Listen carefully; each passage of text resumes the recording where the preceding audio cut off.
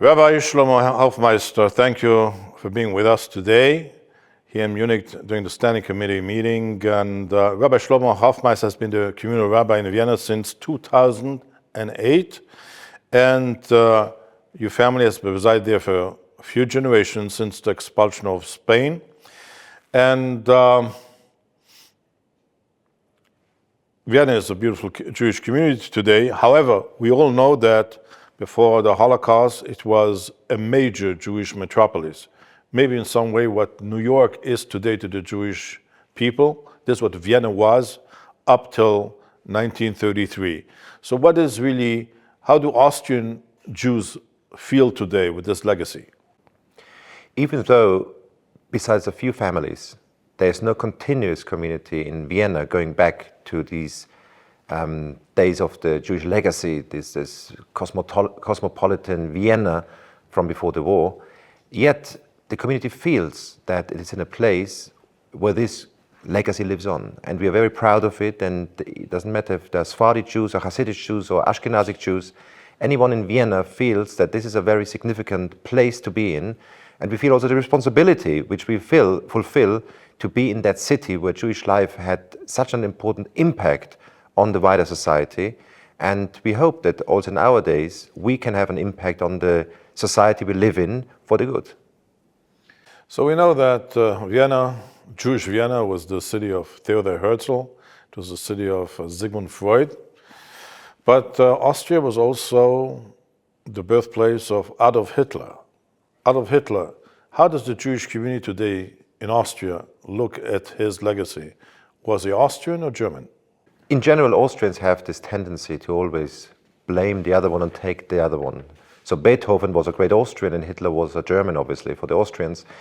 In any case, yes, obviously, when you live in a place where history took place, and when you go through Vienna, when you go through the city of Linz, where Hitler grew up in, then this history becomes more tangible, and there's a responsibility connected to it, obviously, when we see that certain groups within society who are denying the Holocaust, right-wing extremist parties, which do build on that history and think there's something to be proud of. This is very real and it's very concrete, and this is something for us as Jews also concerning. So today, Austrians, non-Jewish Austrians, or the Austrian government, they have guilt feelings towards Jews, they like Jews. How are they relating to Israel? Are they critical of Israel? There are those and there are those. We have many parties, many democratic parties in the parliament and in government who are openly very sympathetic towards the Jewish community, who are very open and friendly towards the state of Israel. What is the official government line? The official government's line at the moment is to be very pro-Israel and to be very supportive of the Jewish community, the Jewish life in Austria. This is the official line. Now, even the far-right parties portray themselves as being supportive of the state of Israel, especially in this current conflict. So the far-right parties are supportive of Israel, and at the same time they honor the legacy of Adolf Hitler? Yes, it's a bit schizophrenic, but that's how they are. The far-right parties openly want to show that they're pro-Jewish, that they have nothing against Jews. They're not anti-Semites. They close the chapter of anti-Semitism. That's how they want to show themselves. It was a mistake of Hitler or whatever? It was a mistake of history. They overcome that.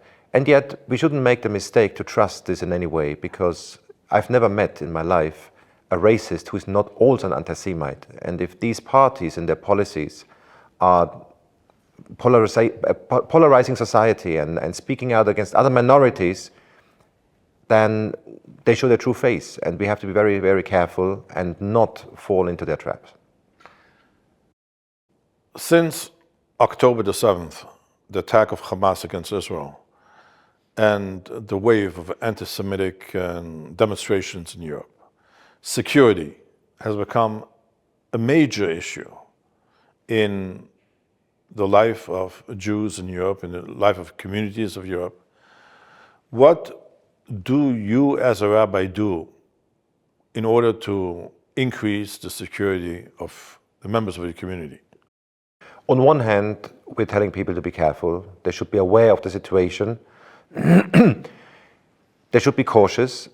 At the same time, I truly believe that maintaining a normal life, a normal Jewish life, is absolutely important and essential. So for you our advise security people as well. to go with a yarmulke in the street or not? Yes.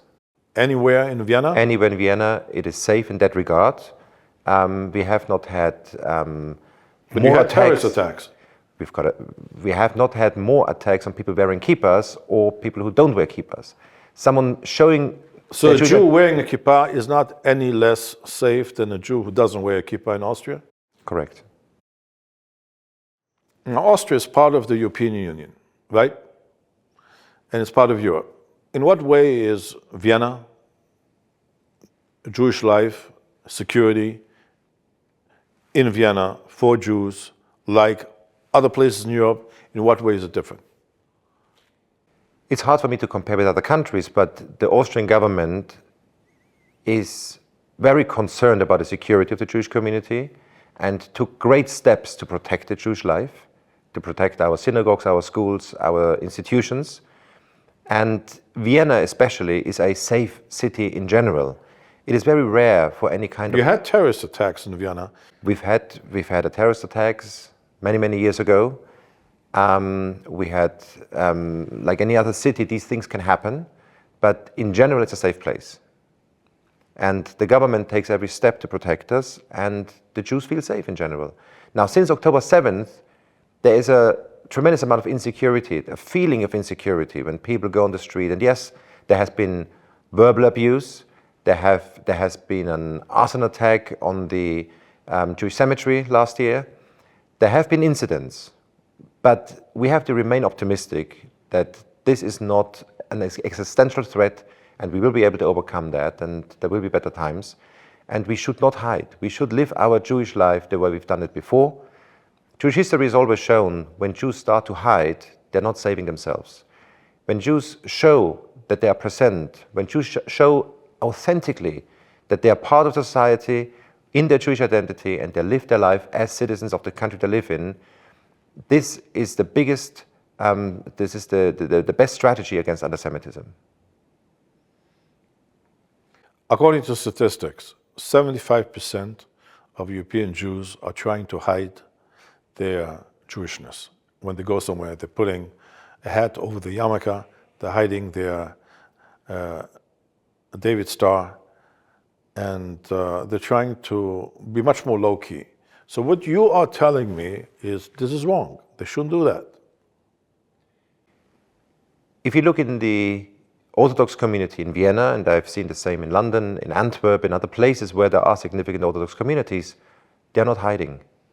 It is not the Orthodox, who are very visibly Jewish in the street, in public anyway, who are more afraid now than before. An Orthodox Jew was always recognizable as a Jew and was exposed to a certain amount and level of anti-Semitism, usually verbal abuse, and the situation hasn't changed for them.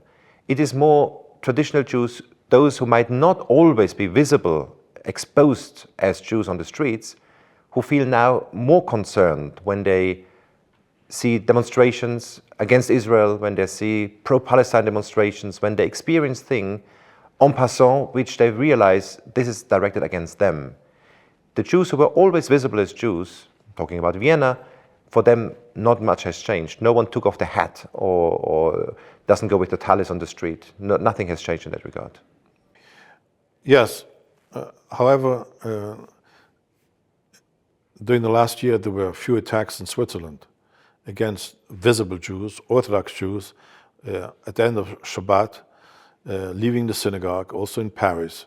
You see always, of course, Orthodox Jews are more visible, more recognizable. And if you're talking about this lone terrorist who was radicalized by the internet, who comes out from his kitchen, taking a kitchen knife with him, trying to kill a Jew, then of course he's going to go to the recognizable Jew and not to the Jew who maybe thinks he's not Jewish. This is correct. This is correct. And we are living in dangerous times, absolutely. But we You have children? I have children. How old? From the age of 6 months till 16. Are they? And they're walking on the street. You would tell your children to walk on the street anywhere in Vienna and other places in Europe with the yarmulke on, visibly Jewish? They are. We have many challenges today. We have challenges, security challenges. We're not being liked. People are hating us. Israel is isolated. And you as a spiritual leader, as a rabbi, when your congregants come to you, when your children come to you, when your friends come to you and ask you, what does the Torah say about this? What is the answer to that? How should we behave? What are you telling them? We should look into our history, we should look in what our sages told us from centuries ago. When we are living in challenging times, we have to see to work on ourselves, we have to come back to our values to make sure that we really live the way we are preaching it. And we should not forget what it means to be a Jew in a society which is different, in times which are challenging, in all kinds of ways, and we should stick to our roots and we should stick to our authentic Jewish life. That's the way to go forward. All those communities in Europe in the last 2,000 years who have survived were those who did not give up their Judaism. Those who start to hide, to try to assimilate, to escape anti-Semitism and persecution are the ones who are disappearing. You have been involved in the last years in the Jewish-Muslim dialogue. And you have been discussing and talking to imams from the Austrian Muslim community, from other communities in Europe. Since the 7th of October, where has this dialogue gone? Is there still a dialogue with Muslim religious leaders? Yeah, the dialogue goes on, and I'm very grateful that we have started at times where the situation was not as difficult as now, because I think now it would be impossible to start it. It's very important to have the exchange, to show each other's perspectives, to have empathy for the logic of a terrorist you can never have, because obviously someone who's attacking, who is an anti-Semite, this has to be denounced, and this is being denounced by the Muslim side as well. But to understand the general feeling in Muslim society is as important as for them to understand our feelings and our notions in the Jewish society, in the Jewish societies all over Europe. This dialogue between Muslims and Jews is absolutely essential to foster trust and to be able to overcome these challenging times. Without that exchange, I think we would be in a very, very different situation, especially in Austria. Yes, but however, the fact that your counterparts, your Muslim counterparts in your dialogue are people who kept quiet after the massacre of the 7th of October and haven't said a word, not publicly, and not in their communities. How do you deal with this? It was in fact the Muslim community of Austria which made the first press release condemning Hamas terrorism on October 8th. While we were still in Yontif, the Muslim community of Austria made already a public statement and has made half a dozen statements ever since condemning any form of violence in the name of Islam. They were very loud about it and were not trying to be diplomatic in any way, not justifying anything, not explaining anything, not talking in any way, as we've seen from other Muslim leaders all over Europe, but in Austria we haven't seen that. Last week we had a pogrom in Amsterdam. Jews were thrown into the canals, had to run away, were beaten up. Was there a reaction of the Muslim leaders in Austria? I haven't seen anything. I've had personal contact, I've had phone calls, people asking me what I've heard from my friends in Amsterdam, in Holland, if everyone is all right, calls of concern. If there was a public statement, I haven't seen, but I haven't followed it. I don't know if there was. I would like to move to a different subject. You're a rabbi in a community which is Orthodox by name, but many members of your community are secular, only traditional Jews. And you as a rabbi are supposed to be their guiding light, and you're trying to take on the struggle between our secular society on one hand, and on the other hand, the values of the Torah and the Orthodox way of life. How do you deal with moments when there are great discrepancies and even great disagreements between what you're teaching and the reality of life for a Jew in Vienna today? The discrepancy between traditional Jewish life and Orthodox life and modernity has never been a conflict for myself personally, and I try to explain that also to my constituency on the secular side. Now, I'm very privileged that my community in Vienna has a significant part of very Orthodox Jews. We have about 60% of the Jewish community in Vienna being Orthodox.